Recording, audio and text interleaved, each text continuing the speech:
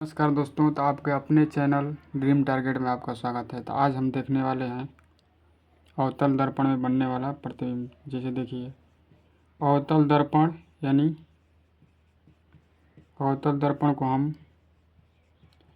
अभिसारी दर्पण के भी नाम से जानते हैं। किसके नाम से जानते हैं? अभिसारी दर्पण के भी नाम से जानते हैं। और इसे ही हम नतोदार दर्पण भी कहते हैं। क्या कहते हैं? नतोदार दर्पण भी कहते हैं। तो देखेंगे हम आज आखिर अवतल दर्पण में वस्तु को कहाँ रखते हैं तो प्रतिबिंब कहाँ बनता है। तो मान लीजिए हमारा क्या है, अवतल दर्पण। प्रतिबिंब बनने के लिए वस्तु को हम 6 जगह पर रखते हैं। मान लीजिए हमारा P, यहाँ पे हमारा F और C और ये बीच हो गया, और उसके बाद क्या हो गया, अनंत। अगर वस्तु को हम अनंत पर रखते हैं तो प्रतिबिंब हमारा कहाँ बनेगा, F पर बनेगा। अगर वस्तु को अनंत और C के बीच रखते हैं तो प्रतिबिंब हमारा C और F के बीच बनेगा।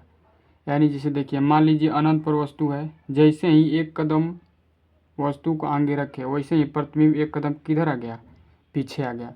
मान लीजिए हम वस्तु को एक कदम आगे C पर रखते हैं तो प्रतिबिंब भी एक कदम घसीगा और कहाँ चला जाएगा, C पे चला जाएगा। कहाँ जाएगा, C पर आ जाएगा, C पर आ जाएगा। और फिर वस्तु को हम अगर C और F के बीच रखते हैं तो फिर प्रतिबिंब हमारा एक कदम पीछे हो जाएगा। कहाँ हो जाएगा, एक कदम पीछे। यानी जैसे ही हम वस्तु को एक कदम आगे कर रहे हैं वैसे ही प्रतिबिंब हमारा कहाँ जा रहा है, एक कदम पीछे आ जा रहा है। जैसे देखिए, मान लीजिए अगर हम 1 नंबर पे अगर हम वस्तु को रखते हैं तो उसका प्रतिबिंब 1 नंबर फोकस पे बनता है।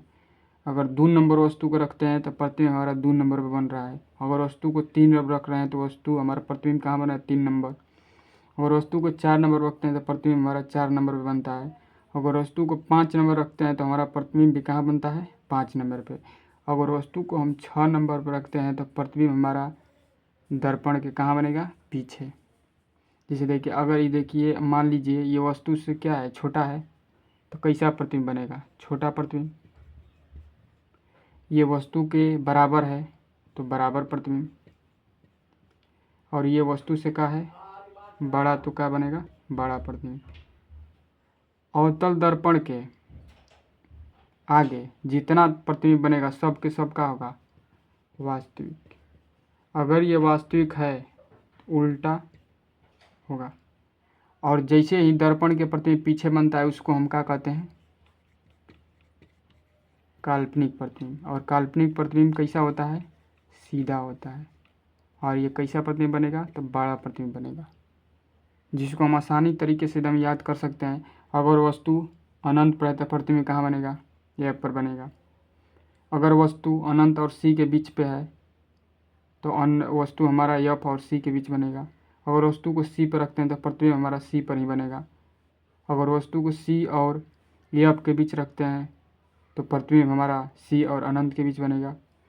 अगर वस्तु को हम F पर रखते हैं तो प्रतिबिंब हमारा अनंत पर बनेगा। अगर वस्तु को हम P और F के बीच रखते हैं तो प्रतिबिंब हमारा दर्पण के पीछे बनेगा। यानी मान लीजिए अगर 1 नंबर वस्तु हम रखे हैं तो प्रतिबिंब हमारा 1 नंबर यानी F पर बन गया।